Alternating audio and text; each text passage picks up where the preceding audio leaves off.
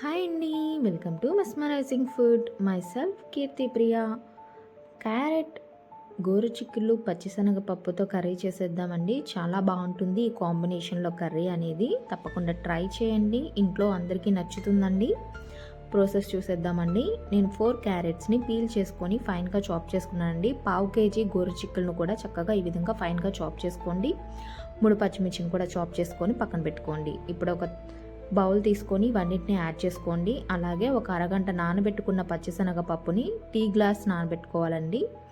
ఇది కూడా యాడ్ చేసుకోండి. యాడ్ చేసుకున్న తర్వాత ఎక్కువ వాటర్ పోసుకోవద్దండి. జస్ట్ ఇవి కొద్దిగా తడిచే వరకు వాటర్ని అయితే యాడ్ చేసుకోండి.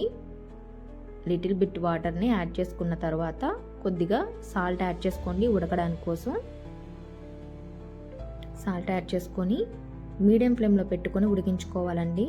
ఒక 15 నిమిషాల తర్వాత చూడండి, చక్కగా హ్యాండ్తో చెక్ చేసుకోండి, ఉడికిపోయాయి. ఇలా ఉడికితే చాలండి 70% వరకు. ఇప్పుడు కడాయి పెట్టుకొని 3 టేబుల్ స్పూన్ ఆయిల్ వేసుకోండి. ఆయిల్ అనేది హీట్ అవ్వాలండి. హీట్ అయిన తర్వాత 1 టేబుల్ స్పూన్ పచ్చిశనగపప్పు, అలాగే 1 టేబుల్ స్పూన్ సాయి మినపప్పు యాడ్ చేసుకోండి. 1/2 టేబుల్ స్పూన్ జీలకర్ర, 1/2 టేబుల్ స్పూన్ ఆవాలు యాడ్ చేసుకోండి. ఇవి కొద్దిగా చిటపట అన్నప్పుడు 5-6 వెల్లుల్లి రెబ్బలను కచ్చాపచ్చాగా దంచుకొని వేసుకోండి. ముందుగా చాప్ చేసుకొని పెట్టుకున్న పచ్చిమిర్చిని కూడా యాడ్ చేసుకోండి. చక్కగా వీటిని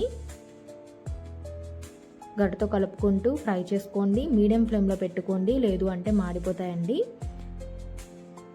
గోల్డెన్ కలర్ వచ్చే వరకు చక్కగా మీడియం ఫ్లేమ్లో పెట్టుకొని ఫ్రై చేసుకోండి. 2 రెమ్మల కరివేపాకు కొనుక్కొని కూడా యాడ్ చేసుకోండి.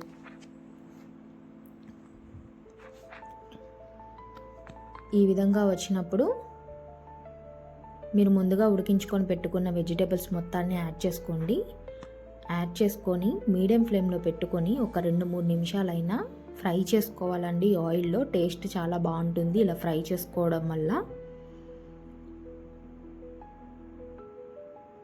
మీరు హై ఫ్లేమ్లో పెట్టుకుంటే ఊరికే మాడిపోతాయండి, అడుగంటుతూ ఉంటుంది. అందుకని మీడియం ఫ్లేమ్లో పెట్టుకొని చక్కగా ఫ్రై చేసుకోండి. 3 నిమిషాల తర్వాత ఒక 1/2 టేబుల్ స్పూన్ వరకు పసుపుని యాడ్ చేసుకోండి.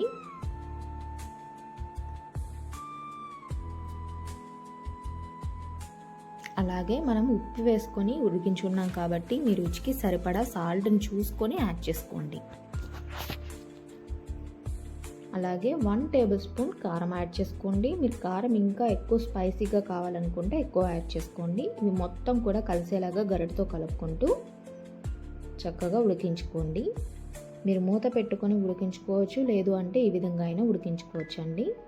నేనైతే మూత పెట్టుకోవడం లేదు, ఈ విధంగా ఉడికించుకుంటున్నాను. ఒక 2 నిమిషాలు ఉడికించుకోండి, చక్కగా తయారైపోతుందండి. ఇప్పుడు 1/2 టేబుల్ స్పూన్ జీలకర్ర పొడి యాడ్ చేసుకోండి. అలాగే 1 టేబుల్ స్పూన్ వరకు ధనియాల పొడి కూడా యాడ్ చేసుకోండి. టేస్ట్ ఫ్లేవర్ చాలా బాగుంటుందండి. ఒకసారి ఇవి మొత్తం కలిసేలాగా గరిటతో కలుపుకోండి. ఒక 2 నిమిషాలు లో ఫ్లేమ్లో ఉడికించుకోండి.